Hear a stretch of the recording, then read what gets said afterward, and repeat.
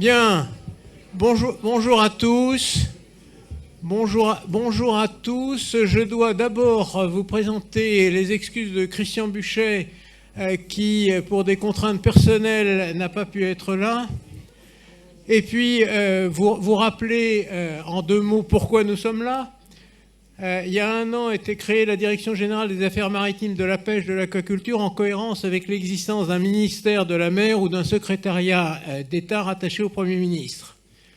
Éric va sûrement nous le dire, l'éclatement intérieur des affaires maritimes d'un côté, de la pêche et de l'aquaculture d'un autre, des ports dans un troisième, avait conduit à un certain affaiblissement de l'administration maritime, à un manque de visibilité ou à des incohérences entre les politiques. Or, l'administration maritime, c'est l'économie, la formation, la flotte de commerce, les pêches maritimes, l'aquaculture et les produits de la mer, la plaisance et le nautisme, la sécurité maritime et la sûreté des navires, la surveillance, le contrôle et le sauvetage en mer, la police portuaire et aussi la planification des espaces maritimes et littoraux, la transition écologique des navires, les négociations internationales sur l'océan. Autant de sujets sur lesquels on ne peut pas se contenter d'être en réaction à l'événement, mais pour lesquels il faut être dans l'anticipation, la cohérence et l'action dans une grande proximité avec la réalité quotidienne. Avant de laisser Éric nous présenter les grands enjeux de sa direction générale, laissez-moi, selon la tradition de nos mardis de la mer, vous rappeler son parcours. Cher Éric, diplômé de l'Institut d'études politiques à Bordeaux, tu es licencié en langue, littérature et civilisation chinoise. Tu as un master en droit des affaires internationales et européen de l'université de Warwick au Royaume-Uni, et puis tu deviens administrateur des affaires maritimes. Après ton tour du monde à bord de la Jeanne d'Arc, tu acquiers une très riche expérience par une grande variété de postes de terrain, en administration centrale, en cabinet ministériel, dans le privé. Sur le terrain, tu es en poste dans le Nord-Pas-de-Calais, à La Réunion, ou directeur interrégional de la mer du Sud-Atlantique. En administration centrale, tu es chef du bureau de contrôle des activités maritimes à la direction des affaires maritimes. Tu es co-rapporteur du groupe de réflexion qui rédige le rapport Poséidon, premier rapport de politique maritime et portuaire de la France. Tu es conseiller pour l'économie maritime et portuaire et directeur du projet Comité France Maritime au secrétariat général de la mer, ou encore directeur des pêches maritimes et de l'aquaculture. Tu es conseiller au cabinet du ministre de l'Énergie, de l'Écologie, du Développement durable, des Transports et de la mer. Dans le privé, tu es délégué général d'Armateurs de France. Je ne sais pas dans quel cas le mettre, ONG, organisme scientifique. Tu es président de la plateforme Océan et Climat. Et puis depuis presque un an, tu es directeur général des affaires maritimes, de la pêche et de l'aquaculture.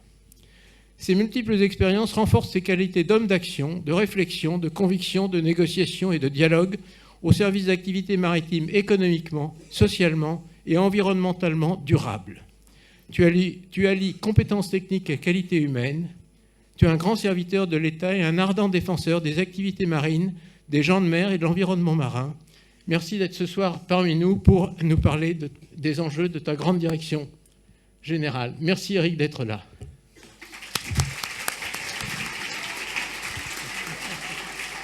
Alors, merci Eudes pour cette introduction. Alors, il est difficile de répondre donc, à une si belle introduction. Merci à tous et désolé pour ce léger retard. Donc, nous étions avec le ministre sur la séquence pêche produits de la mer, donc au Salon de l'Agriculture, donc qui était un peu la grande journée dédiée aux maritimes sur le Salon de l'Agriculture cette semaine. Et ça tombe finalement effectivement très bien. Alors, c'est pas tout à fait un hasard puisque nous avions calé cette date en conséquence, mais dans quelques jours, nous fêterons l'anniversaire, les 1 an de cette belle direction générale des affaires maritimes, de la pêche et de l'aquaculture que nous avons créée il y a maintenant quelques mois, et surtout que nous avons préfiguré depuis à peu près 2 ans avec l'ensemble des agents et l'ensemble des services de l'administration maritime, à la fois à Paris, mais aussi sur le terrain. Alors peut-être pour commencer, vous dire que l'administration maritime a une très vieille histoire. Alors beaucoup dans cette salle la connaissent, donc je ne vais pas totalement donc la retracer, mais l'administration maritime, vous le savez, donc, on le dit régulièrement, donc remonte à Colbert, elle remonte donc à finalement un passé assez militaire, puisqu'il s'agissait de trouver des marins donc, pour ensuite gréer les navires dans la marine royale. Mais au-delà de cette ancienneté, au-delà de ces 3 siècles d'histoire, au-delà de cette dimension connaissance du terrain, puisqu'il s'agissait donc de connaître les marins pour mieux les identifier et les enrôler, pour des durées parfois d'ailleurs assez longues, il y a donc un lien très fort entre l'administration de la mer et les gens de mer. Et c'est ce lien qui, depuis très longtemps, nous amène, donc, et je pense que Eudes en est un des témoins, à travailler de façon donc, très concrète, très étroite et très approfondie entre les différents milieux maritimes, que ce soit celui de la pêche où j'étais aujourd'hui, celui du commerce, celui du portuaire, et évidemment donc celui donc, de la recherche, de l'océanographie donc, et de tous ceux qui, donc, à un moment donné, s'intéressent à la mer. Toutes ces communautés maritimes sont fortement liées et depuis longtemps. Alors l'administration, elle, a connu un destin un peu différent. C'est que à partir des années 80, donc fin des années 80, début des années 90, donc l'administration maritime, qui, on s'en souvient donc un peu plus difficilement aujourd'hui, était assez largement donc unifiée. Donc c'est petit à petit donc démembré. Et ça, donc ça représentait une évolution qui était liée aussi, d'abord donc à la disparition du ministère de la Mer, donc l'élément politique est important. Et puis ensuite à la montée d'un certain nombre de problématiques, je pense notamment à l'environnement, qui ont fait qu'un certain nombre de sujets sont petit à petit partis. Les chantiers navals sont partis à l'industrie, donc le ministère de l'Environnement a pris aussi son ampleur, donc le transport maritime est parti au transport, ce qui n'était pas illogique non plus. Et au fond, donc on s'est retrouvé avec une administration maritime qui petit à petit s'est recentrée sur un nombre de missions assez limitées, qu'on appelle souvent d'ailleurs les missions historiques. Et quand je suis rentré dans les années 2001-2002 donc, dans l'administration maritime, au fond, on avait 2 directions donc identitaires donc, qui étaient donc, uniquement dédiées à la mer, puisqu'il y a d'autres directions qui sont développées avec des compétences maritimes. Mais les 2 directions entièrement dédiées donc, aux maritimes, c'était d'une part la direction des affaires maritimes et d'autre part la direction des pêches maritimes et de l'aquaculture, tous 2 rattachés donc, au gré d'ailleurs donc, des attributions ministérielles à des ministères différents, puisque la direction des pêches était plutôt au ministère de l'Agriculture donc, au cours des 20 dernières années, et la direction des affaires maritimes plutôt au ministère de l'Équipement, devenu donc, un ministère de l'Écologie. Alors, ce paysage administratif, au fond, ne correspondait pas à la réalité de nos missions, ni à la réalité du terrain. Puisque quand vous regardez donc, l'évolution de nos missions, vous voyez bien que notre population, elle a pris de l'ampleur. Les liens dont je vous ai parlé entre les différentes communautés maritimes étaient toujours là, voire même se sont fortifiés avec le temps. Et au fond, donc, on avait une administration donc, un peu éclatée, donc, mais donc, une communauté maritime qui, donc, ces 20 dernières années, n'a cessé de se structurer. Et donc, quand on regarde cette histoire, donc, on voit bien que le sens de cette histoire était que l'administration accompagne ce renforcement et cette consolidation du fait maritime en France. Et là-dessus, il y a eu des événements en effet importants. Alors, j'ai contribué à un petit nombre d'entre eux. Donc, le rapport Poséidon de la Cité, qui a été le premier rapport sur une politique maritime intégrée donc, en France, et qui lui-même d'ailleurs a été né d'une impulsion européenne, puisque c'était l'Europe qui à ce moment-là s'était intéressée à la politique maritime intégrée, donc, comme on l'appelait. Et dans la foulée, donc, quelques années plus tard, j'ai eu le bonheur de lancer, de contribuer au lancement donc, de cette magnifique plateforme qui a été le Grenelle de la mer, où pour la première fois on réunissait l'ensemble des acteurs à la fois professionnels, donc ONG, donc syndicaux, sur cette problématique maritime. Et le Grenelle a été un effet de catalyseur très important, puisque vraiment pour la première fois, des gens qui ne se rencontraient pas donc, ont été amenés à se rencontrer, et on a fait le lien entre toutes les problématiques maritimes. Et c'est à ce moment-là qu'on a commencé aussi à poser la question de la gouvernance.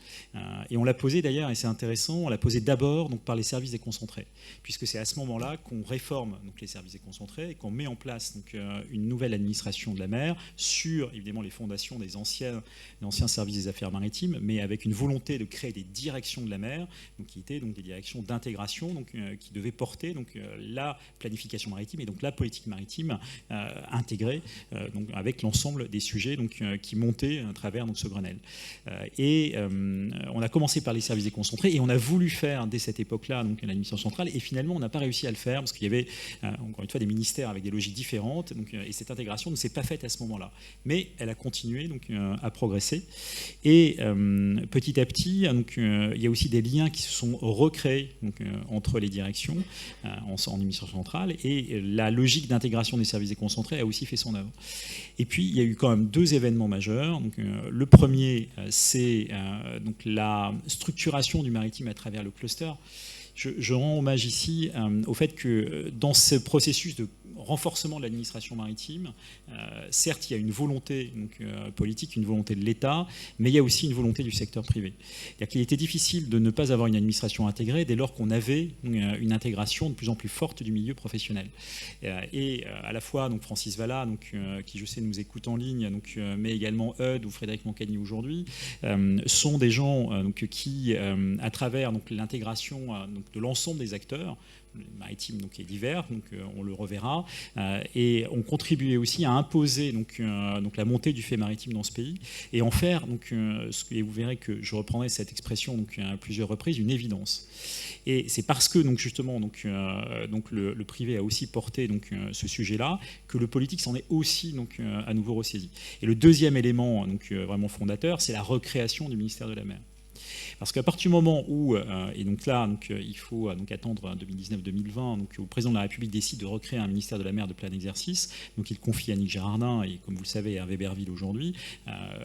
Entre-temps, on a une Justine Bénin. Donc, vous avez donc, cette volonté politique qui, tout à coup, s'incarne à travers un ministère plein et qui permet d'accompagner aussi cette structuration du secteur et cette montée des enjeux donc, à travers donc, le portage donc, d'une politique.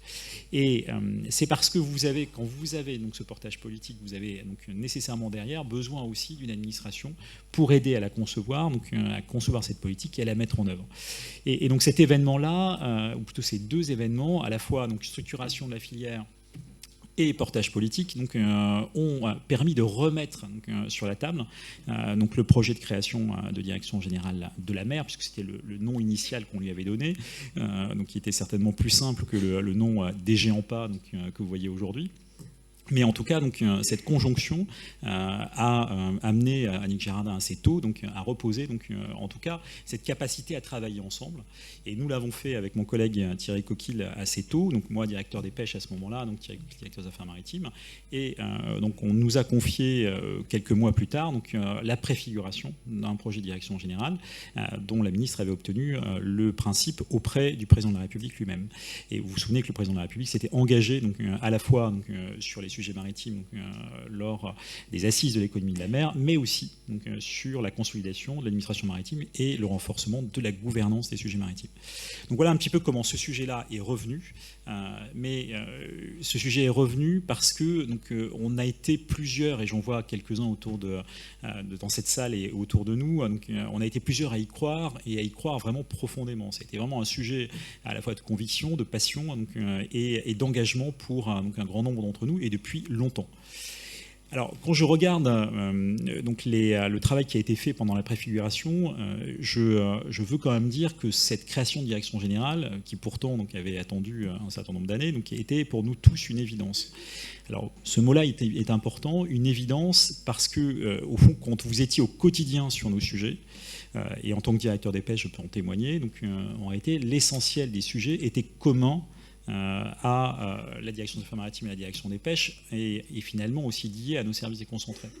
Nos enjeux étaient communs, donc, nos systèmes, donc, notamment les systèmes d'information, donc, étaient partagés, nos services déconcentrés étaient les mêmes, et vous voyez bien que l'intégration, elle se faisait de fait, elle pouvait fonctionner parfois donc, plus ou moins bien selon les sujets, mais en tout cas, donc, vous ne pouviez pas avancer sur le terrain sans avoir donc, une intégration des sujets.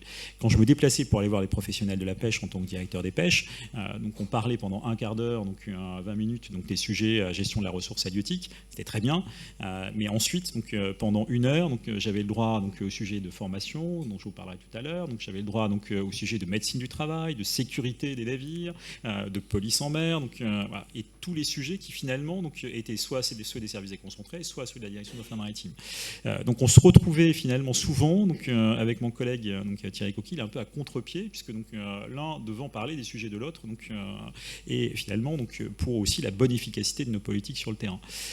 Donc il était vraiment indispensable donc, qu'en tout cas ce rapprochement puisse se consacrer, plus s'incarner dans une nouvelle structure qui serait à la fois une structure porteuse de politique, mais aussi une structure capable de transversaliser, d'intégrer donc l'ensemble des sujets.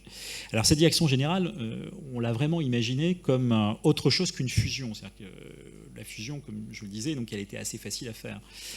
Mais alors il y avait certes des sujets donc, de personnel, donc, parce qu'on n'était pas dans le même ministère, les agents n'avaient pas forcément donc, le même statut, mais bon, ça ce sont des choses qu'on sait faire. Le sujet, c'était vraiment de donner du sens à ce projet, d'essayer aussi de le construire en liant les sujets les uns par rapport aux autres et en essayant, donc, encore une fois, de transversaliser autant qu'on pouvait donc des sujets qui étaient traités donc, souvent donc, de façon différente ou de façon peu coordonnée. Alors je vais citer un exemple assez simple, donc le contrôle des pêches. Le contrôle des pêches, donc, moi en tant que directeur des pêches, donc, responsable du contrôle, j'étais le donneur d'ordre, je définissais la politique de contrôle.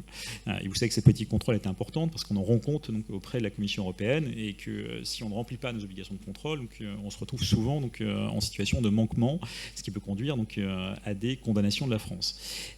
Mais donneur d'ordre, je n'avais aucun moyen de contrôle. Donc, en réalité, donc, dès que je définissais des objectifs de politique publique, j'étais obligé de m'adresser donc, aux administrations qui disposaient de moyens, dont la direction des affaires maritimes, qui est la première administration en charge donc, de la police des pêches, donc concrètement sur le terrain. Donc là, donc, moi je suis certes celui qui définit la politique, mais en même temps j'ai besoin d'avoir une main aussi sur le dispositif lui-même, sur les moyens de contrôle et sur la capacité à faire si je veux être efficace. Et donc là aussi dans cette direction générale, vous voyez bien qu'il fallait faire le lien entre donc, celui qui donne l'ordre et celui qui fait. Et ce lien, donc, il devait se construire de façon donc, naturelle, simple et donc, efficace. Alors une fois que j'ai dit tout ça, évidemment derrière il y a aussi des questions de périmètre. Alors, je ne serai pas long sur cette question-là parce que je suis sûr qu'il y aura des questions. Certains me diront, mais donc, est-ce qu'il peut y avoir une direction générale administration maritime unifiée et un secrétaire général de la mer? La réponse est oui, et je le dis tout de suite, donc, parce que le secrétaire général de la mer, c'est une structure interministérielle, c'est une structure qui fait le lien donc, entre les différents ministères, qui assure le secrétariat donc, du comité interministériel du CIMER, et donc qui a sa pleine légitimité, et ce n'est pas une administration d'attribution, c'est une administration de mission. Donc vous avez donc, et d'ailleurs donc, je ne vous ai pas donné les chiffres, mais aujourd'hui avec la direction générale unifiée, donc, vous avez 300 agents en centrale, vous avez 2700 agents répartis dans les services déconcentrés. Donc on est là donc, pour porter des politiques donc, de bout en bout. Donc, nous faisons de la coordination, ça nous arrive, mais nous faisons aussi donc, du terrain et de l'opérationnel, et donc nous mettons en œuvre donc, les politiques publiques. Donc il y a la place pour un secrétaire général de la mer, de la même façon qu'il y aura toujours donc, de l'interministériel, et vous avez donc, d'autres politiques qui sont portées par d'autres ministères. Donc moi je suis actuellement sur les questions de patrimoine, sur les questions de culture, donc, sur les questions d'enseignement et de formation. Donc évidemment on internalise un certain nombre de choses, mais on n'a pas vocation à tout faire à la place des autres. Donc on a besoin donc, du concours aussi des ministères sectoriels donc, sur les politiques qu'ils portent. Donc il y aura toujours de la place donc, pour de l'interministériel, et c'est comme ça donc, que cela marche. Et quand je vais voir d'ailleurs mon collègue le directeur général du patrimoine, en réalité donc, il est très content que je vienne le voir pour lui parler de sujets maritimes, parce que lui-même n'a pas la ressource en propre, n'a pas forcément la connaissance, n'a pas forcément l'expertise pour les porter. Donc il peut m'apporter la connaissance générale donc, et l'expertise sur le patrimoine de façon globale, mais la connaissance du sujet maritime, il ne l'a pas. Donc moi, je lui apporte la connaissance du sujet maritime, je lui apporte aussi le portage politique des sujets maritimes à travers le ministère de la mer, donc, et lui m'apporte donc l'expertise du patrimoine dont j'ai besoin. Et donc c'est ça donc l'interministériel, et c'est ça qui fait qu'à un moment donné, on a besoin de quelqu'un qui intègre, donc, qui assure la coordination sur les sujets maritimes, mais qui n'a pas vocation, encore une fois, à tout faire lui-même en interne. Voilà, donc les questions de périmètre, donc c'est important, mais je dirais qu'au-delà des questions de périmètre, c'est vraiment les questions d'incarnation et de savoir où on est attendu et où on doit donc, mettre l'essentiel de nos moyens et de nos ressources. J'en termine ici pour le tableau un peu général, et puis je vais reprendre donc, un peu les différents sujets sur lesquels on a construit donc, cette direction et sur lesquels on souhaite ensuite donc, travailler avec l'ensemble des acteurs. Alors cette direction, on a essayé de la penser comme étant une direction plus stratégique, donc plus tournée vers l'avenir, donc davantage aussi tournée donc, vers donc, la réponse aux besoins, donc, la réponse aux besoins de l'usager, la réponse aux besoins des acteurs professionnels, la réponse aux besoins de la société civile, des ONG. Je dis ça parce que les deux directions séparées, aussi donc parce que l'une était rattachée à une autre direction générale, qui était la direction générale de transport, la direction des pêches était intégrée au sein du ministère de l'Agriculture, avait eu tendance à devenir donc, au fil du temps des administrations plus de gestion que des administrations stratégiques ou des administrations de prospective. Et donc l'enjeu, c'était aussi de se repositionner sur le moyen et long terme, de moins être dans la gestion et plus être dans la prospective, dans la connaissance, dans l'accumulation de données donc, et dans la planification. Donc ça, c'était vraiment un enjeu majeur pour nous. Ensuite, donc, c'était une administration qu'on souhaitait ancrer dans le terrain, ancrée dans les territoires. Et ça, c'est une grande force de cette administration centrale, c'est qu'on est à la manœuvre donc, et en gestion sur un réseau de services et concentrés, je l'ai dit, donc 2700 agents répartis sur le littoral, dans l'Hexagone et Outre-mer. Et donc ça nous donne une force de frappe donc, assez forte, et il y a une porosité très importante, et qu'en tout cas moi j'ai beaucoup à cœur de développer entre les services concentrés et l'administration centrale. Donc on a des gens en administration centrale qui vont ensuite donc, sur le terrain, et des gens sur le terrain qui viennent à Paris.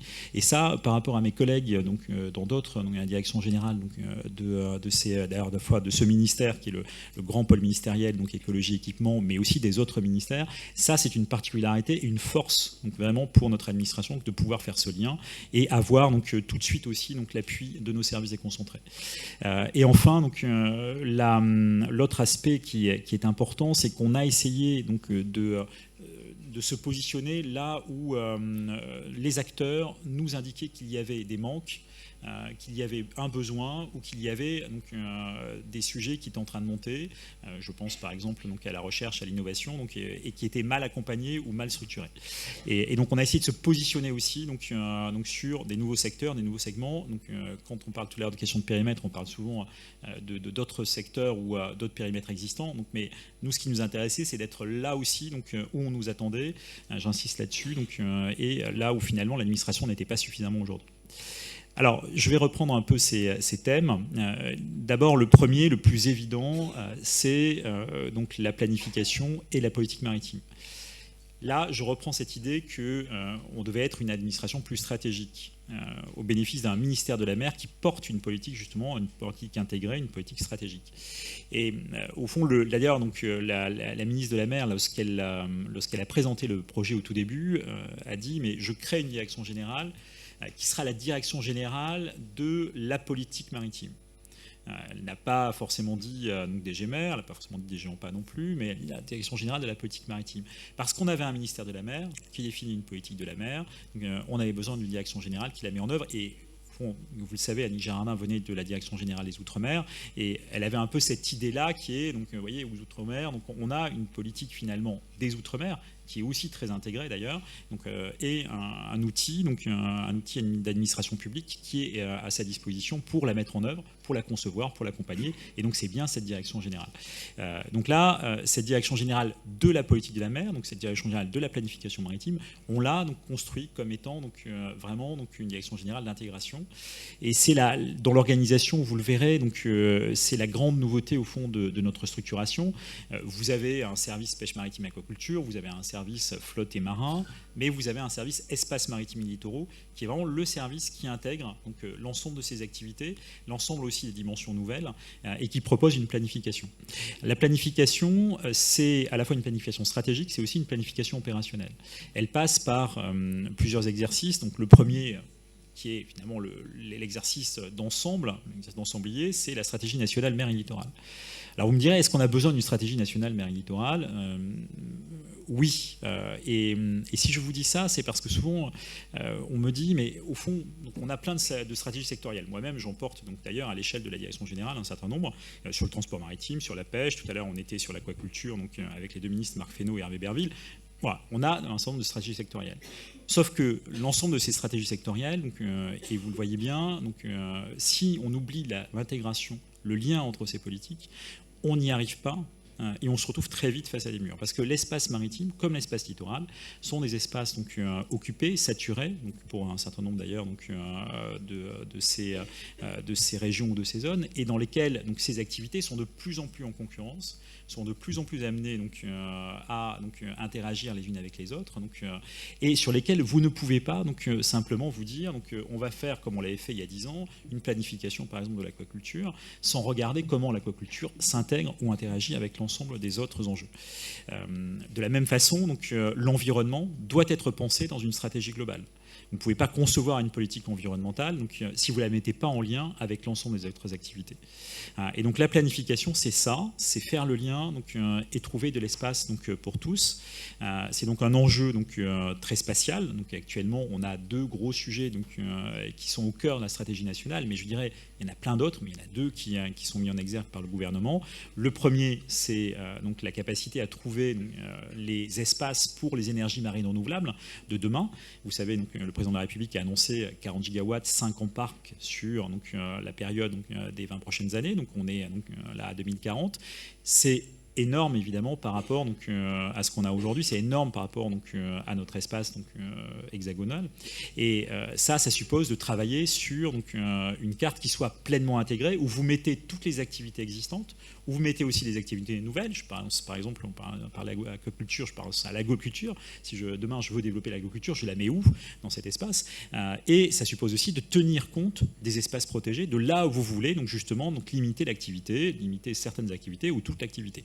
Et donc les 2 gros enjeux, aujourd'hui, c'est effectivement la montée en puissance des EMR, des énergies marines renouvelables, et la montée en puissance des zones de protection dites fortes, puisque le président de la République, là aussi, a pris un engagement sur les 30% de zones de protection et les 10% de zones de protection fortes.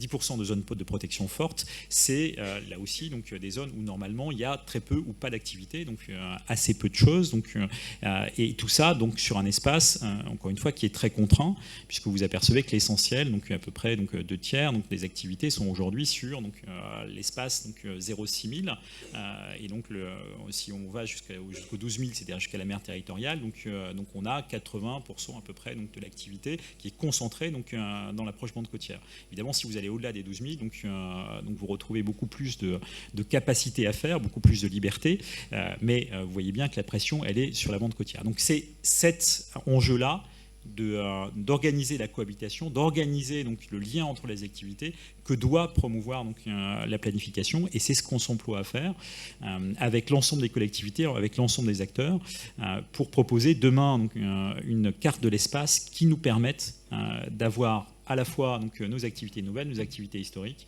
de l'espace protégé, et aussi de l'espace qui soit un espace pour les sports, les loisirs nautiques, et pour les autres enjeux qui évidemment sont aussi présents. Donc ça, c'est un très gros travail, et ce très gros travail, c'est pas simplement un travail de concertation, c'est aussi un travail de connaissance et d'accumulation de données. Des données, on en a beaucoup. Le grand mérite de la planification telle qu'on l'a pensée, c'est justement de nous obliger à trouver de la donnée. Mais là où on n'est souvent pas bon, c'est qu'on ne met pas forcément en lien les différentes données que l'on a. Donc il faut pouvoir les mettre ensemble. Tout à l'heure, on a inauguré un géoportail justement sur l'aquaculture et la planification au sens plus large, qui est géré par le CEREMA et qui s'appelle Géolittoral, que je vous invite d'ailleurs à consulter, et dans lequel on intègre progressivement l'ensemble des contraintes pesant sur l'espace, en l'occurrence l'espace côtier, la mer territoriale pour l'instant, et qui nous permet de visualiser, et c'est ouvert au grand public, toutes ces contraintes, toutes ces activités, et puis tous ces enjeux aussi de protection et de protection de la biodiversité, qui doivent être pris en compte et qui sont à coordonner. Et d'ailleurs, on me dit souvent, finalement l'espace maritime est très vaste, mais quand je regarde notamment sur la programmation, la planification des espaces en vue des énergies marines renouvelables, finalement ce qui vous reste en espace utile, une fois que vous avez pris en compte les espaces à protéger, les espaces pour la pêche, les espaces pour l'aquaculture, donc les espaces pour le portuaire et le transport maritime, les espaces qui sont aussi donc peu ou technologiquement ou pour des raisons aussi de géomorphologie des sols donc peu propices. Donc eh bien il vous en reste finalement très peu. Et je crois que ça, c'est vraiment pour nous donc l'enjeu majeur, c'est d'arriver à identifier ces zones, donc ces zones propices, qui demain, donc en tout cas, seront au cœur de nos activités et au cœur de notre capacité à construire la politique maritime. Alors, si je devais résumer au fond donc, le cœur de ce projet de planification, c'est arriver à organiser donc, le développement durable des activités maritimes et littorales donc, à travers donc, une planification intégrée et en associant le maximum d'acteurs au cours de la consultation. Non pas que ce ne soit pas quelque chose qui soit déjà donc, engagé, mais là encore, donc, le processus d'intégration, il suppose que les acteurs ne soient pas simplement nos acteurs traditionnels. Donc on va donc, voir les portuaires, on va voir le transport maritime, on va voir donc, les acteurs syndicaux, mais que ce soit donc, et c'était l'objet d'ailleurs de la création du Conseil national de la mer et du littoral qui a été réinstallé donc en décembre, qu'on les réunisse ensemble et qu'on soit capable de les faire interagir et de les faire donc, vivre ensemble. Et ça, c'était vraiment l'esprit initial du Grenelle que je vous ai décrit tout à l'heure. Mais c'est vraiment pour nous donc, la capacité justement à faire en sorte que cette carte compliquée dont je vous parle puisse s'écrire et puisse se concrétiser parce qu'on aura donc initié ce dialogue et réussi donc, à faire parler donc, ces différentes communautés ensemble. Le deuxième grand enjeu donc, auquel on est confronté, c'est, et c'est un peu ce que je vous dis tout à l'heure sur être là où on nous attend, c'est l'innovation maritime. L'innovation maritime, finalement, c'est un enjeu qui était suivi par différentes administrations et pas vraiment bien suivi, et sur lequel on s'est aperçu qu'on avait d'abord donc, un besoin énorme, donc, une appétence très forte, et donc une attente donc, là aussi forte des acteurs. Donc l'innovation, on l'a traduit de façon donc, très concrète par donc, le travail que nous avons initié sur la décarbonation des navires. La décarbonation des navires, c'est donc organiser, vous savez qu'on a un objectif de neutralité carbone, c'est organiser donc toute flotte confondue, donc la passation, donc la transformation de nos navires donc vers donc un objectif de neutralité carbone, donc là aussi donc à l'échéance 2040, 2050. Donc l'Europe dit 2040, l'Organisation maritime internationale dit 2050. Pour ça, donc on avait, et c'est la grande force de la direction générale, besoin d'intégrer tous les types de flottes. Que chacun avait un peu sa politique sectorielle. Donc vous aviez donc, le nautisme, la plaisance, vous aviez la pêche, donc, vous aviez donc, un petit bout d'aquaculture, conquiculture, vous aviez donc, également donc, le commerce, et au fond, donc, pour des raisons d'ailleurs donc, assez légitimes, chacun pensait qu'il avait à lui tout seul sa solution. Mais quand je regarde aujourd'hui donc, ce qu'on a pu faire depuis quelques mois, donc, on a réuni l'ensemble des acteurs, on a construit une feuille de route, donc, on a lancé des rencontres qui sont les jeudis d'innovation maritime qui marchent très très bien, où on réunit l'ensemble des écosystèmes, donc, notamment technologiques, à la fois donc, les architectes navals, à la fois donc, les concepteurs, à la fois aussi donc, les armateurs et donc, ceux qui interviennent sur la fin de vie des navires. On s'aperçoit que les briques technologiques aujourd'hui sont très transversales et sont communes à l'ensemble des flottes, et qu'on a une vraie capacité à fédérer les acteurs autour de ces briques technologiques. Ce matin, on était sur une partie pêche, donc sur la décarbonation. Donc, on a fait venir à la fois des gens qui étaient capables de nous parler d'hydrogène, des gens qui étaient capables de nous parler d'hybridation, qui étaient capables aussi de nous parler de propulsion vélique, c'est-à-dire l'utilisation du vent, qui est une technologie donc, qu'on développe beaucoup en France et sur laquelle on finance beaucoup de start-up. Et la conjonction de ces acteurs donc, montre qu'aujourd'hui, on est prêt en tout cas à développer des solutions qui sont soit des solutions de transition, soit des solutions véritablement décarbonées. Solutions de transition, vous les connaissez.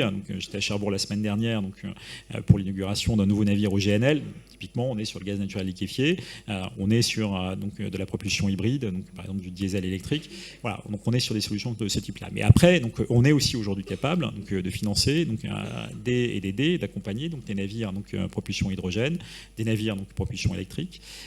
Sur l'hydrogène d'ailleurs, donc, on a un très beau projet donc, que j'ai lancé là, donc, il y a quelques semaines donc, sur le lycée maritime de Bastia, qui est un navire école donc, entièrement propulsé à l'hydrogène, qu'on finance dans le cadre du plan de relance, et qui est un très beau projet parce qu'il anticipe. Donc finalement, on est vraiment au tout début de l'histoire sur l'hydrogène, donc des projets futurs, donc sur les navires de pêche en l'occurrence. Donc l'innovation, c'est un projet très transversal, comme la planification, où la direction générale a vraiment toute la légitimité, puisque nous connaissons les activités, nous connaissons les acteurs, nous connaissons les enjeux, nous connaissons le terrain, nous avons en plus l'appui des services déconcentrés, et on est capable de faire ce lien que d'autres ne peuvent pas faire, donc entre ces différentes briques, ces différentes composantes, ces différents enjeux. Et en face de nous, on réunit, encore une fois, l'ensemble des acteurs, et donc tout horizon confondu. Et je n'oublie pas également à la fois donc, les ONG, les associations et les élus, puisque au Conseil national de la mer, on a aussi beaucoup donc, les élus de terrain. Donc l'innovation, et puis derrière, la recherche. Donc, on travaille beaucoup, comme je le disais tout à l'heure, avec la Direction générale de la recherche, le ministère de la Recherche, sur les sujets de capacité à utiliser les données, notamment donc, pour construire les politiques de demain. Et là, il y a un projet dont je suis d'ailleurs le délégué France, donc, qui est un projet que je trouve magnifique et très emblématique, qui est le projet Mercator de jumeaux numériques des océans, qui est un projet qu'on accompagne. D'ailleurs, on était la semaine dernière à Madrid sur le projet, puisqu'on réunit un pool de partenaires européens pour porter avec nous ce projet de jumeaux numériques des océans, c'est-à-dire la capacité finalement à projeter une image donc, de l'océan en accumulant, donc, en utilisant l'ensemble des données disponibles pour justement montrer ces différentes interactions entre eux, donc, à la fois les données géomorphologiques, les données d'activité, les données biodiversité environnementale, donc, et arriver donc, à modéliser ce que sera l'océan de demain, ce que sera son évolution, et comment nous, on peut se positionner donc, pour organiser le développement durable des activités maritimes dont je vous parlais tout à l'heure. Le troisième enjeu dont je voulais parler, c'est celui du rayonnement international européen. La politique maritime, c'est d'abord une affaire européenne et internationale. Les enjeux maritimes aujourd'hui, que ce soit sur la pêche, l'aquaculture, le transport maritime, le portuaire, et finalement l'essentiel de nos compétences, ce sont des enjeux qui se décident donc, au niveau international. Et c'est normal, comme sur l'aérien, nous avons des espaces qui sont des espaces soumis au droit international, c'est la Convention de Montego Bay, mais aussi assez largement régis par des organisations internationales. Alors, vous les connaissez, donc, en tout cas un certain nombre d'entre elles, l'Organisation maritime internationale sur tout ce qui est navigation, transport maritime, où la France est très présente. Donc, vous avez évidemment l'Union européenne. La pêche, par exemple, est une politique exclusive de l'Union européenne. Donc, cette politique, elle se décide à Bruxelles. Et puis, vous avez donc, tout un réseau d'organisations régionales. C'est particulièrement le cas sur la pêche, ce qu'on appelle les organisations régionales de gestion des pêches. Moi, j'ai des chargés de mission qui s'occupent à peu près d'une quinzaine, 16 au total, organisations régionales de gestion des pêches. Grâce à nos outre-mer, vous le savez, on est présent sur tous les océans du globe. Donc en réalité, j'ai un bureau des affaires internationales sur lequel on dit, donc là on paraphrase un peu une citation bien connue, donc le soleil ne se couche jamais, et entre le Pacifique, l'Atlantique, les terres australes, donc l'Arctique, nous avons en permanence des gens des équipes qui suivent donc, les enjeux maritimes au niveau international, donc, à la fois donc, dans la coopération régionale et dans la coopération mondiale. Et puis je n'oublie pas l'Organisation internationale du travail, puisque nous avons aussi cette lourde tâche de suivre tout ce qui est lié au droit social des marins auprès de l'OIT. Nous avons l'Organisation mondiale du commerce qui s'intéresse beaucoup aux subventions maritimes, notamment aux subventions à la pêche en ce moment. Nous avons également la FAO à Rome sur toutes les problématiques de souveraineté alimentaire. Vous voyez, au fond, on a tout un réseau d'organisations internationales qui est lié à la nature intrinsèque de notre espace, qui est un espace évidemment ouvert, qui est un espace qui à la fois est un espace de souveraineté, mais qui surtout est un espace de lien. J'aime bien citer Brodel. Au fond, la mer est toujours perçue, comme la rivière d'ailleurs, comme une frontière. Il y a toujours ce mythe des frontières naturelles, mais en réalité, la mer n'est pas une frontière, c'est un lien. Et pour nous, en tout cas, dans le maritime, dans la façon dont on le conçoit, c'est avant tout un lien. Et c'est bien ce lien entre les espaces, ce lien entre les territoires, ce lien entre les thématiques qu'on organise. Donc la dimension internationale, elle est fondamentale. On l'a renforcée, on l'a structurée, on l'a consolidée, en essayant aussi de jouer au maximum la carte, et ça c'est je pense un élément important, la carte de la présence française dans les organisations internationales, dans le multilatéral. Donc on a effectivement aussi beaucoup de bilatéral, mais je dirais que c'est vraiment dans le multilatéral qu'on a voulu se focaliser. Je prends un exemple qui est l'Organisation maritime internationale. Quand on a commencé à s'intéresser à l'Organisation maritime internationale, c'est vrai que au fond, vous regardez aujourd'hui le transport maritime français. Les droits de vote auprès de l'OMI sont conditionnés à l'importance de la flotte de chaque État. C'est la tradition dans cette organisation. C'est d'ailleurs un peu le même principe à l'OACI. Et au fond, la France, c'est pas forcément l'État qui est naturellement le plus influent à l'Organisation maritime internationale, puisqu'on n'a pas des flottes qui sont aussi importantes que d'autres États dits de libre immatriculation, comme je dirais le Panama ou d'autres États que vous connaissez bien. Mais on y a développé une action d'influence très forte en étant pionnier sur un certain nombre de sujets, notamment sur les sujets de transformation et de transition écologique et énergétique. Et aujourd'hui, la feuille de route OMI sur la décarbonation, aujourd'hui les objectifs à la fois de protection de la Méditerranée ou de protection des mers régionales, c'est vraiment la France qui les porte et qui est très active. On a là au Conseil de décembre, grâce à l'action qu'on mène à Londres, et on a toute une équipe qui est vraiment projetée à Londres et qui mène ce travail-là, avec la représentation permanente auprès de l'OMI. Grâce à ça, on a pu obtenir la création en Méditerranée d'une zone de limitation des émissions de soufre, ce qu'on appelle une zone CECA dans le jargon. On a pu aussi engager le classement de la Méditerranée occidentale en zone maritime particulièrement vulnérable, qui permet ensuite d'introduire des limitations à la navigation et au transport maritime, de façon justement à mieux protéger à la fois la biodiversité, les espèces et à organiser le trafic. Limitation des émissions et limitation aussi des pollutions et contrôle du trafic, ça fait partie vraiment des enjeux qu'on porte au niveau international, et la France est vraiment motrice. Et je suis allé voir le secrétaire général de l'OMI, c'était il y a maintenant 3 mois, et la première chose qu'il m'a dit, il m'a dit mais bravo, parce que la France finalement depuis à peu près 1 an et demi joue le rôle que moi, secrétaire général de l'OMI, souhaitais qu'elle joue, c'est vraiment un rôle fédérateur et d'accélération de la transformation. Mais ça suppose qu'on ne soit pas seul. Et l'international, et je le dis souvent, c'est notre capacité au fond à fédérer des coalitions d'États. Dans les sujets qu'on porte, on a, vous le savez, parce que je pense que ça a été discuté déjà ici dans les Mardis de la mer, on a, au-delà des questions de transition, on a des sujets de lutte contre le dumping social. On a des enjeux très forts aujourd'hui sur certaines de nos frontières, à la fois avec le Royaume-Uni, mais aussi au sein même de l'Union européenne. On a des enjeux de commerce et de transport qui sont faits dans des conditions différentes sur le plan social, sur le plan des normes sociales, sur le plan des conditions du travail. La France porte un discours très fort, à la fois au niveau européen, au niveau aussi de l'Organisation internationale du travail sur ce sujet-là. Et il est clair que là-dessus, pour gagner, pour avancer, on a besoin à chaque fois de se faire des coalitions, de constituer autour de nous des groupes d'alliés. C'est ce qu'on fait. Et là aussi, ça demande d'entretenir des relations fortes. Moi, j'ai des équipes qui évidemment travaillent beaucoup sur les relations d'État à État, mais également et le ministre s'y est beaucoup engagé dernièrement, de le faire aussi au niveau politique, au niveau des ministres, et d'engager avec lui, par exemple, sur la lutte contre le dumping social, l'Espagne, ou des pays qui sont des pays scandinaves, qu'on attend aussi beaucoup sur ces sujets-là. Mais il faut se méfier aussi des coalitions, parce que vous voyez que si je prends le dumping social, on me dit souvent il y a les pays du Nord et les pays du Sud. Bon, d'accord, vous voyez en effet le pavillon chypriote, qui évidemment n'est pas très favorable à une harmonisation sociale, mais vous vous apercevez que l'Irlande n'est pas non plus favorable à une harmonisation sociale, parce que le pavillon chypriote aujourd'hui, c'est le pavillon qui nous oppose la principale concurrence dans le transmanche, dans le Détroit et dans les relations avec le Royaume-Uni. Et d'ailleurs, les Irlandais utilisent eux aussi d'ailleurs des pavillons du Sud, notamment des pavillons chypriotes, et ont très peu de marins. Et c'est souvent d'ailleurs ce qui fait la différence. Et quand vous n'avez pas d'emploi national, vous avez aussi moins d'enjeux à défendre, l'emploi, et vous êtes plus sur des politiques de libre immatriculation ou d'ouverture, et vous êtes peu sensible à la question sociale. Les enjeux, vous voyez, de ces coalitions, c'est de trouver les États qui à un moment donné vont partager vraiment la même philosophie que nous et vont la porter jusqu'au bout avec le même intérêt. Et pendant toute la présidence française, puisqu'on a eu la chance sur le maritime d'avoir 1 an de présidence française, on a eu les 6 mois de présidence française proprement dite, et ensuite on a eu les 6 mois de présidence tchèque.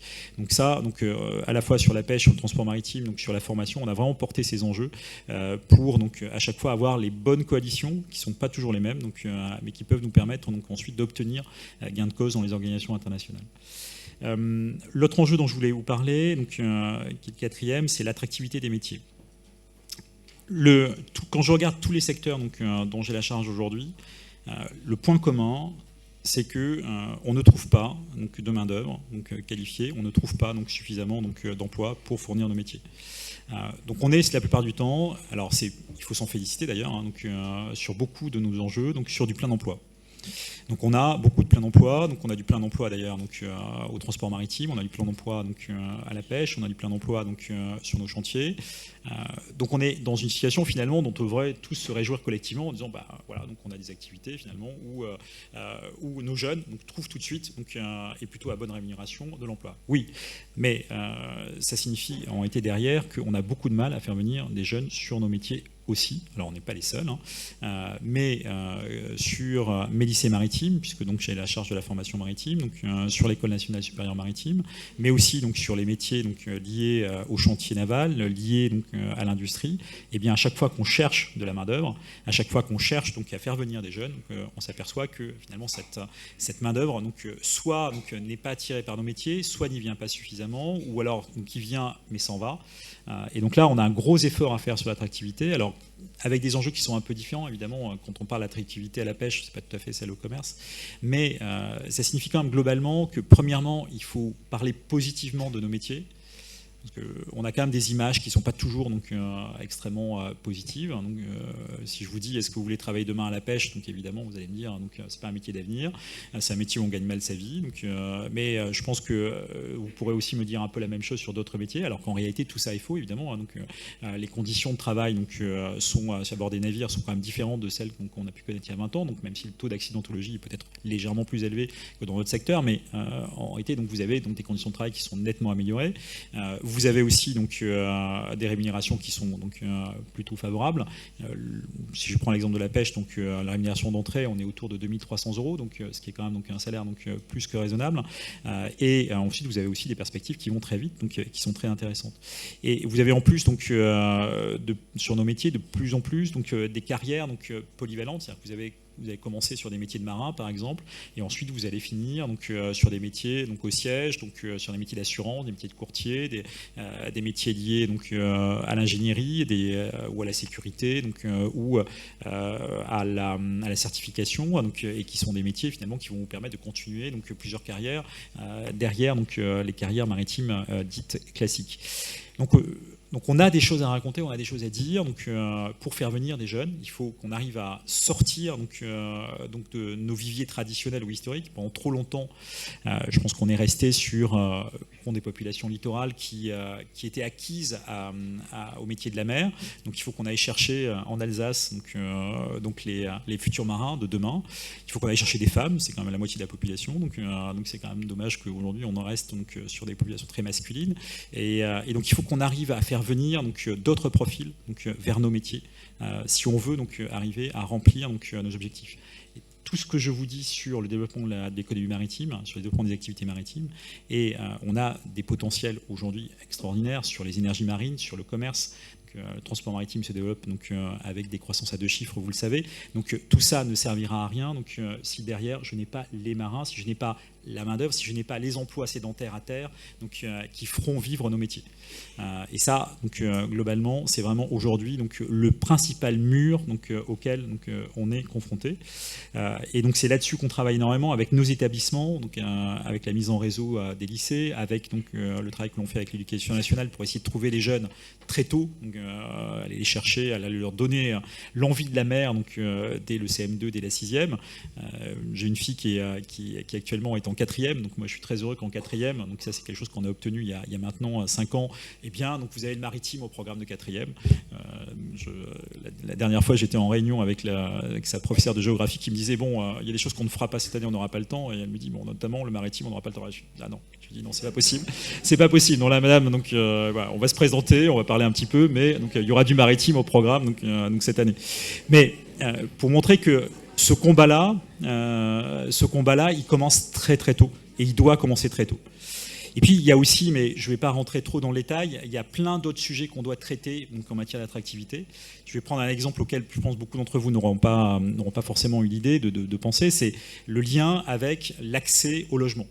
Eh bien, les populations littorales aujourd'hui. Si vous voulez travailler dans un port, si vous voulez travailler sur l'aquaculture, si vous travaillez sur la pêche, il vous faut un logement. Or, je pense que certains d'entre vous ont peut-être une maison sur le littoral, ou en tout cas des familles sur le littoral, et vous verrez bien que quand vous commencez, quand vous êtes jeune, et si vous n'avez pas la chance d'avoir quelqu'un dans votre famille qui habite déjà, c'est quand même très compliqué de trouver un logement sur le littoral. Et donc ça, là aussi, ça fait partie de l'attractivité globale, donc faire venir des gens sur nos métiers, mais aussi leur proposer des solutions qui leur permettent de vivre dignement dans des espaces qui sont aujourd'hui des espaces contraints où le prix du logement s'est complètement envolé. Autre enjeu dont je voulais aussi vous parler, c'est, et je vous l'ai dit tout à l'heure en introduction, c'est notre capacité à accompagner. Moi, je crois beaucoup dans l'évolution du métier de l'administration. L'administration, elle est là, certes pour réglementer. Depuis Colbert, nous sommes une administration régalienne, nous en sommes très fiers, certes, mais aussi pour accompagner les entreprises, les acteurs, les porteurs de projets, les collectivités. Et donc ça a été un enjeu aussi majeur de notre structuration, à la fois au niveau de Concentré et au niveau national, d'être en capacité de porter des projets. Et ça a supposé de travailler d'abord sur les outils. Et moi j'en suis très heureux, mais grâce au combat de nos ministres, on a pu créer un certain nombre d'outils financiers. Je pense notamment au Fonds d'intervention maritime, au FIM. Alors, le FIM, c'est 15 millions d'euros, c'est pas énorme, mais il y a un effet levier, puisque le FIM est très ouvert, il est porté par les services de l'État pour accompagner des projets de territoire. Donc ça nous permet de couvrir l'ensemble de nos sujets et d'avoir un effet levier sur ces sujets dès lors qu'on a des projets qui construisent ou qui contribuent à la décarbonation, à la transition, au développement de l'économie bleue, à certains aussi projets de territoire qui associent les collectivités. Et ça, le Fonds d'intervention maritime a été pour nous depuis 2 ans vraiment un très très joli levier d'action et vraiment de fédération aussi des initiatives dans les territoires.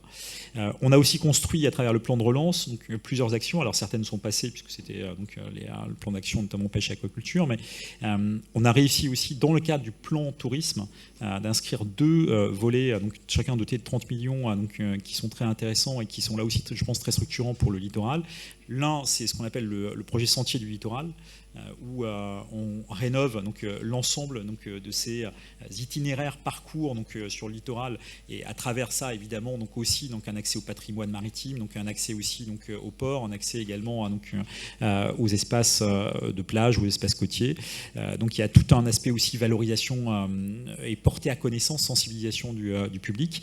Donc ça c'est la partie Sentier du littoral, et puis une deuxième partie là aussi dotée de 30 millions qui est ce qu'on appelle port de plaisance exemplaire, où là on apporte de l'argent là aussi à des projets de territoire, des projets de collectivité, avec un effet de levier pour organiser la transition, l'accueil, l'évolution des espaces portuaires, et à favoriser l'évolution de nos ports de plaisance. On a des grands ports maritimes sur le commerce, et puis des ports décentralisés qu'on accompagne par ailleurs avec d'autres outils, mais on s'était aperçu que sur les ports de plaisance, qui sont quand même pour le coup très nombreux, on a à peu près 500 ports de plaisance en France, on n'avait aucun effet, aucune capacité de levier. Certains sont gérés par des petites communes, et on avait besoin justement de pouvoir à chaque fois mettre des sommes qui ne sont pas d'ailleurs colossales, mais qui permettent justement d'engager, qui permettent de nourrir et qui permettent de faciliter.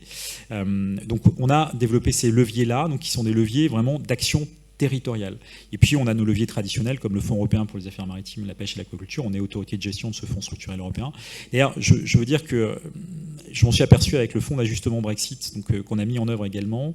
Au fond, on est une des rares directions générales dans le paysage gouvernemental aujourd'hui à avoir une vraie capacité de gestion des fonds, que ce soit des fonds structurels européens ou des fonds d'intervention, et d'avoir cette capacité à accompagner des projets, à les monter aussi, et à les financer. Et quand aujourd'hui d'ailleurs, par exemple le SGPI ou d'autres organismes qui sont interministériels cherchent des directions qui sont capables justement de gérer des fonds, et bien souvent on est 3-4 à faire l'objet un peu de sondage ou de recherche, parce que on a cette capacité interne à faire, et c'est aussi au bénéfice de l'économie maritime et de nos professionnels. Sur la capacité à accompagner les projets, il y a les outils financiers, mais il y a aussi 2 autres aspects qui sont importants. Il y a la simplification. Alors, la simplification, on a la chance d'être à la fois, comme je disais, en charge de l'économie, et aussi en charge donc, de la réglementation. Donc si on essaie d'être un peu cohérent avec nous-mêmes, ce que l'administration essaye de faire quand même de temps en temps, donc on a donc cette capacité à faire le lien et à apporter, je pense notamment à des réglementations sur la conception et la sécurité du navire, donc apporter des modifications qui nous permettent aussi d'accompagner l'évolution. Quand on fait des carbonations, on en parlait encore ce matin, donc, vous avez en réalité des sujets très pratiques. Si vous voulez parler hydrogène, où est-ce que vous stockez l'hydrogène à bord? Donc, dans quelles conditions de stabilité? Dans quelles conditions donc, de conception du navire? Et donc ça, c'est nous aussi. Donc il faut que la réglementation, elle évolue en même temps. Elle accompagne donc, les entreprises dans les choix technologiques de demain. Et il y a un dernier aspect dans cet accompagnement qui est donner de la visibilité. Ça, c'est vraiment une chose dans laquelle je crois beaucoup. Donner de la visibilité. Alors, l'exemple type, c'est donner de la visibilité sur la pêche. Donc, vous gérez une politique à la pêche, c'est quand même assez incroyable, donc, où vous êtes donc, tous les ans en train de renégocier vos droits, vos possibilités de pêche. Donc en fait, vous êtes dans une activité, alors vous me direz, au fond, donc, les pêcheurs sont un peu comme des chasseurs-cueilleurs, donc vous êtes tous les ans en train donc, de reprendre l'ensemble de vos droits à travailler. Et donc, votre pêcheur, donc, il ne sait jamais si donc, l'an prochain, donc, il va avoir sa ressource, donc, en tout cas l'accès à la ressource nécessaire pour travailler.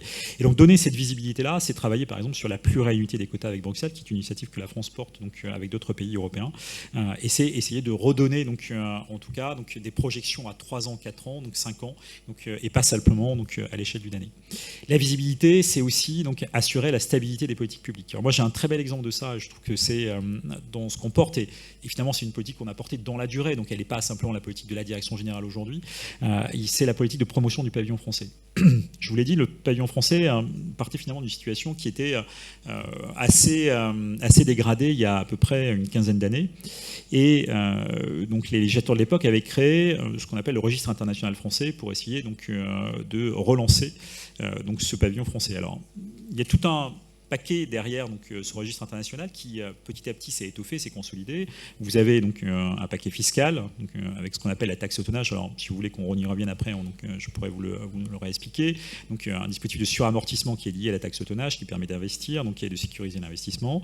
Donc ça c'est le paquet fiscal. Donc vous avez également donc, un paquet social puisque donc, les cotisations sociales sont donc tout ou partie prises en charge donc, par l'État. Donc là encore une fois c'est mon budget. Alors vous savez qu'on a la particularité au sein de la direction générale de gérer également à travers un opérateur qui est l'établissement public, donc ENIM, l'établissement national des invalides de la marine, de gérer le régime social des marins. Donc on a aussi cette richesse extraordinaire de faire donc, à la fois donc, du social, donc, mais du social à la fois de formation, mais également donc, le régime lui-même donc, et la retraite des marins. Et donc le paquet social, c'est donc, être capable donc, de dire si on a une concurrence internationale exacerbée comme celle qu'on connaît, parce que le pavillon est devenu une sorte de marché au niveau international, donc, où donc, chacun donc, essaye de proposer donc, le maximum donc, d'avantages donc, liés au pavillon, eh bien, donc, il faut que, en tout cas, l'Europe et la France soient donc, sur le plan fiscal et sur le plan social, donc sans renier donc, aucune des garanties qui sont celles du droit du travail français, donc en capacité de corriger donc le différentiel de coûts qu'introduit donc la fiscalité d'une part et les cotisations d'autre part. Et donc c'est ce qu'on a fait, donc encore une fois, donc en ne touchant en rien donc le système du droit du travail et donc les conditions de travail à bord, mais donc en proposant donc des solutions qui sont des solutions européennes en réalité, puisque c'est l'Europe qui nous l'autorise, donc sur donc les cotisations sociales, sur donc la fiscalité à bord et sur l'investissement. Et ça, donc, on l'a fait dans la durée. Et donc on l'a consolidé, ou créé d'ailleurs donc, des évolutions donc, de politique publique. Et aujourd'hui, on a un registre international et un pavillon français donc, qui non seulement donc, se porte bien, mais se développe donc, très rapidement. Au point d'ailleurs que même les armateurs parfois viennent me voir en me disant mais on est un peu inquiet donc, parce que ça se développe trop bien et qu'on a un petit peu peur que donc, ça remette en cause donc, l'ensemble du dispositif. Enfin, si je regarde les chiffres donc, entre le début, donc, il y a 15 ans de cette politique donc, et aujourd'hui, on est passé donc, de 230 navires donc, qui étaient déjà un chiffre assez bas et dont on disait que d'ailleurs il allait continuer à baisser donc, ce navire donc, de commerce donc, sous pavillon français. Donc, et aujourd'hui, on vient d'accueillir le 407e. Donc vous voyez, donc, cette politique non seulement elle porte ses fruits, mais en plus donc, elle continue donc, à porter ses fruits. Et j'ai reçu, là, depuis le début du mois de janvier, 4 armateurs, qui sont des armateurs européens, donc, dont un armateur norvégien bien connu, qui souhaitent donc, mettre donc, 5-10 bateaux de commerce donc, sous pavillon français, parce que donc, on a cette stabilité politique publique. Et donc là, c'est un vrai sujet d'attractivité, donc, que cette capacité donc, à assurer la stabilité dans la durée. D'ailleurs, le problème que ça nous pose, il est lié donc, au point précédent, c'est qu'on n'a pas suffisamment de marins, et que donc là, on a un vrai sujet de plein d'emploi. Donc, c'est que si on continue à mettre des navires sous pavillon français, donc on a vraiment besoin d'y mettre aussi des marins. Voilà. Mais en tout cas, donc, là, il vaut mieux avoir des problèmes de riches que des problèmes donc, de pénurie. Et donc là, je suis quand même beaucoup plus satisfait d'avoir à gérer donc, une situation donc, où on a presque trop de navires par rapport à notre capacité de marins, plutôt que le contraire, donc, qui était le cas de mon anté-prédécesseur il y a une quinzaine d'années. Enfin, donc, si je voudrais, alors il est 44, donc je vais m'arrêter ici, donc terminer par un enjeu, je dirais, le dernier enjeu au fond de l'évolution de cette administration et de son positionnement, c'est notre capacité à nous transformer en interne. Et alors, je sais que dans la salle, on n'a pas forcément donc, cette image donc, de la transformation de l'administration, mais l'administration, elle est aujourd'hui à un tournant sur plein d'aspects.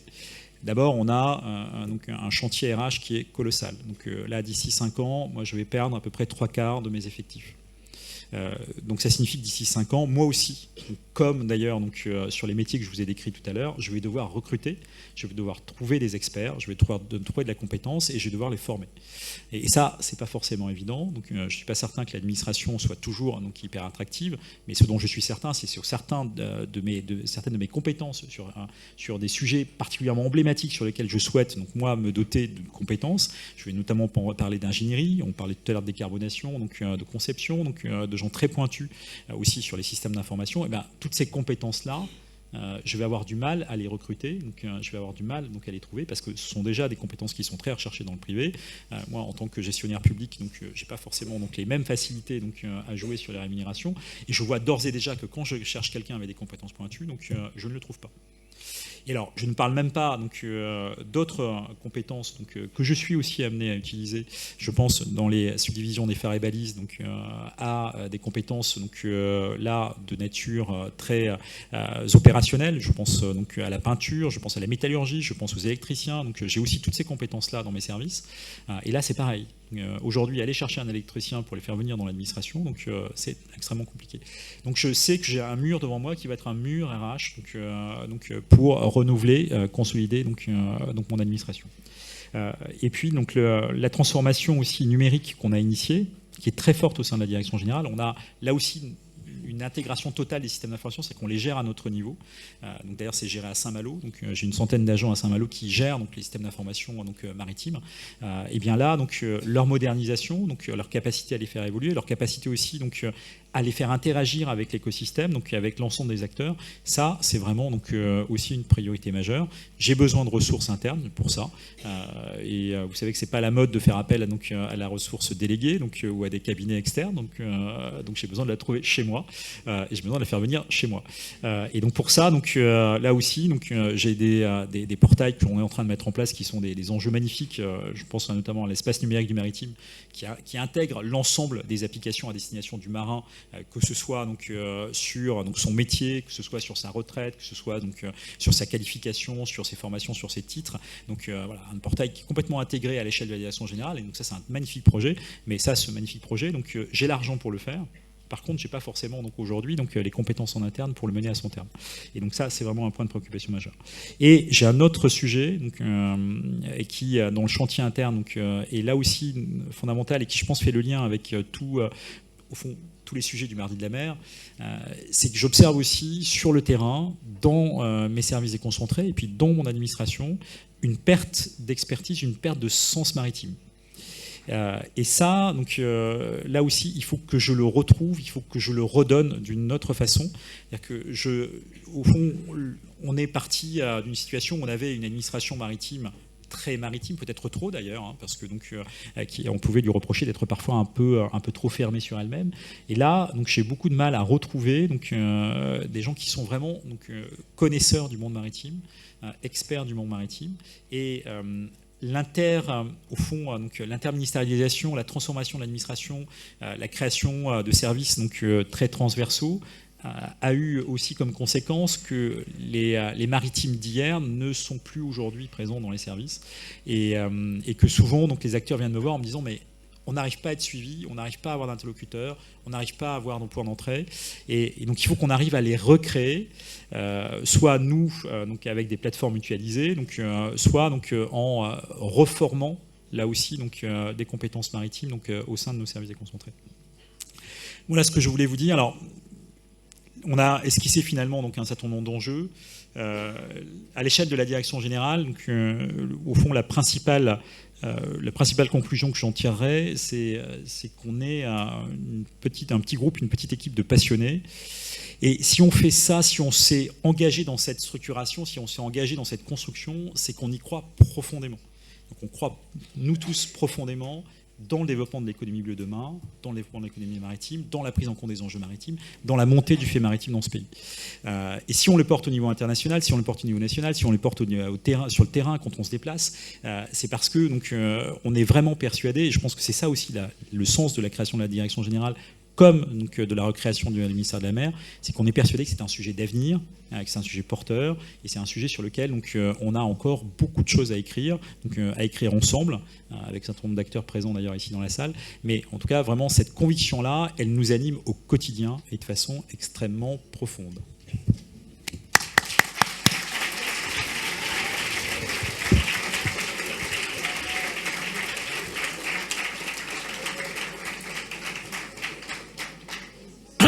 Un grand merci, Eric, pour ce vaste panorama, ce superbe panorama de tous les enjeux de ta direction générale. J'ai besoin de 2 étudiants pour prendre les micros et ils auront comme récompense, s'ils le souhaitent, de pouvoir poser les premières questions de la salle. Donc merci, mais c'est sans obligation de poser la première question. Donc merci à 2 d'entre vous de prendre ces micros. En attendant, on a quelques questions ici. Quels sont les critères d'élection des zones de protection fortes ? Alors, les critères de définition des zones de protection fortes, pour l'instant, ne sont pas encore totalement arrêtés. C'est un cadrage qui est en train d'être finalisé, qui est soumis à arbitrage gouvernemental. Et c'est le travail qu'on va demander au préfet coordonnateur de façade. Alors, sans rentrer trop dans le détail, on a un couple de préfets qui portent les mécanismes de planification avec le préfet maritime et le préfet de région, dit de façade, qui est le préfet de région de siège des directions interrégionales de la mer. Donc ce couple de préfets, c'est celui qu'on mandate pour travailler sur la planification, l'identification des espaces, et notamment l'identification des zones de protection forte demain. Donc là, le cadrage national est en cours, mais le travail qu'on a confié au préfet est déjà en train de se faire. Et d'ailleurs, les ministres vont signer demain la lettre de mission à destination des préfets pour que ce travail se fasse correctement. Merci. Vous avez une première question ici ? Allez-y. Non, le micro est branché. Allez-y. Oui, bonsoir monsieur. Je m'appelle Grégoire Marinqui, je suis en licence Histoire-Géographie et je fais notamment de l'histoire maritime. Et vous avez fait référence au manque de personnel maritime que connaissait votre administration. Est-ce que votre politique maritime prévoit l'intégration future de commandants de la marine marchande, de marins pêcheurs de métier pour pouvoir améliorer la visibilité sur la politique maritime à aborder? Alors oui, vous avez parfaitement raison, c'est un des aspects. Alors l'administration maritime a toujours été ouverte dans son recrutement à des gens qui ont un profil soit pêche, soit marine marchande. Et ça, c'est quelque chose qu'on a toujours cherché à maintenir. Alors les concours de la fonction publique ne s'y prêtent pas toujours facilement, mais c'est quand même une possibilité qui existe et qui existe encore aujourd'hui et qu'on favorise. Alors la difficulté, et c'est celle que je vous donnais tout à l'heure, c'est qu'aujourd'hui, quand vous êtes capitaine, par exemple, sur un navire marchand, vous n'avez aucun intérêt de venir dans l'administration. Parce que premièrement, vous êtes en plein emploi, donc tout le monde vous s'arrache, donc les officiers de marine marchande. Deuxièmement, puisque tout le monde s'arrache, donc les officiers de marine marchande, ce qui se passe, et d'ailleurs ce que les armateurs me disent donc de plus en plus, c'est qu'il y a aussi une concurrence qui se met en place et donc une sorte d'émulation sur le salaire à la hausse. Donc forcément, donc l'administration qui propose donc des grilles de salaire qui ne bougent pas, vous savez, donc on ne fait pas de surenchère donc sur des recrutements, fait qu'aujourd'hui, sauf à vraiment avoir donc très envie de travailler donc dans l'administration, et il y en a encore, et heureusement, mais la plupart donc restent dans le privé donc, et font aussi des carrières dans le privé qui sont particulièrement bien rémunérées. Donc le sujet, c'est pas vraiment de vouloir les faire venir, donc, et nous on veut qu'ils viennent. Donc le sujet, c'est d'être en capacité de les attirer. Alors dans l'administration, on les attire plutôt par des projets, par de la conviction, par de l'envie, donc pas par de l'argent. Mais je peux vous dire qu'aujourd'hui, c'est une denrée rare. Donc, et si vous voulez faire un métier de la mer, donc, et que vous allez par exemple à l'École nationale supérieure maritime, vous n'aurez aucun problème à trouver un emploi. Merci beaucoup, monsieur. Merci Eric. D'autres questions dans la salle? Sinon, on a quelques questions sur la pêche. Concernant les droits de pêche dans les îles anglo-normales, où en est-on? Ou pourquoi autoriser la débarque de pêche anglaise dans les ports bretons et normands? Alors, on est sorti de 2 ans de négociations extrêmement compliquées avec le Royaume-Uni. Alors le Brexit, on ne l'a pas choisi, malheureusement, mais on l'a quand même bien subi. D'ailleurs, j'accueille les Britanniques jeudi au Salon de l'Agriculture, donc j'aurai l'occasion d'en reparler avec eux. La négociation sur les licences, elle se termine aujourd'hui avec 96% de licences obtenues par rapport donc, à notre objectif de départ, donc, qu'on avait fixé ensemble à la fois sur Jersey, Guernesey donc, et sur l'accès aux 6-12 000 du Royaume-Uni. Donc 96%, c'est un résultat donc, qui a été obtenu en 2 ans. Hein. C'est-à-dire qu'on est parti quand même de très très loin, avec des rodomontades, avec des hauts et des bas, avec des sujets extrêmement politiques, où le Royaume-Uni a très vite compris que la pêche était un levier dans d'autres négociations. Puisque nous, on était dépendants. Là, on a d'ailleurs le même sujet aujourd'hui avec la Norvège, pour tout vous dire. Donc on est dépendant sur les sujets de pêche de l'accès aux eaux de ces pays. Donc ces pays, finalement, donc eux n'ont quasiment rien à obtenir. Alors, on a parlé de l'accès des produits de la mer, etc., mais en fait, ils s'en moquent assez largement. Donc ces pays, au fond, n'ont quasiment rien à obtenir de nous sur le sujet de pêche. Donc si vous êtes uniquement sur une négociation de pêche, vous êtes nécessairement dans un rapport de force qui est défavorable. Donc si vous voulez retrouver un rapport de force qui est favorable, donc, il faut jouer d'autres leviers. La politique énergétique, donc la politique commerciale, d'autres types de politiques, donc la politique financière, notamment avec le Royaume-Uni. Donc c'est notre capacité, et les Européens, au départ, n'étaient pas forcément très forts pour ça, à faire le lien entre de différentes politiques sectorielles. La Commission européenne, elle porte la politique de pêche, donc, mais quand je vais voir le commissaire donc, en charge donc, des questions de pêche, en réalité, donc, finalement, il parle très peu à ses autres collègues. Il est peu en capacité d'intégrer donc, ces autres sujets. Et donc il a fallu, donc, avec la Commission, donc, être en capacité de monter un cran plus haut pour justement intégrer donc, les différents leviers et avoir vraiment donc, une position très forte donc, vis-à-vis des Britanniques. Et vis-à-vis de la Norvège aujourd'hui, on est dans la même situation. La Norvège ne respecte aucun des accords post-Brexit. Et si on veut arriver à quelque chose aujourd'hui donc, avec la Norvège, donc, il faut qu'on utilise d'autres moyens de pression, donc, notamment la politique commerciale, donc la politique d'accès donc, au marché européen. Et c'est un peu triste à dire, hein, mais au fond, la sortie du Royaume-Uni à libérer en quelque sorte donc d'autres pays, comme la Norvège, mais aussi, je pense aux Féroé, donc de leurs scrupules initiaux. C'est-à-dire que, au fond, l'idéal communautaire, l'idéal européen, c'était notre capacité à se réunir, donc un peu comme dans un conclave, et à trouver des solutions de compromis qui s'imposaient à tous. Tout ça, c'est tombé, et on est passé d'une sorte d'idéal européen, donc très consensuel, donc d'idéal du compromis, à une situation où aujourd'hui, on est dans de la réelle politique, dans du rapport de force. Et donc les États donc, en face de nous n'ont absolument plus aucun scrupule donc, pour aller jusqu'au bout de ce rapport de force. Et donc c'est à nous de nous doter, nous aussi, des moyens donc, de faire monter la pression sur eux et de montrer toute la force du marché européen, parce qu'on a quand même donc, cette capacité au niveau européen à être fort. Je vous demande encore 2 minutes de patience. On terminera à l'heure. On va prendre une dernière question. Et puis, je conclurai comme à l'habitude, en vous rappelant d'ailleurs notre mardi de la mer suivant, qui est dans 15 jours, le potentiel des algues face à l'avenir. Mais on prend la question de l'amiral et puis je conclus. Oui, je voudrais vous demander que Sous la pression de fondations et d'ONG américaines, on assiste à une tendance à la privatisation des problématiques maritimes. Alors, est-ce que cela vous crée des problèmes de gouvernance? Alors, c'est un peu politique, bien sûr, mais...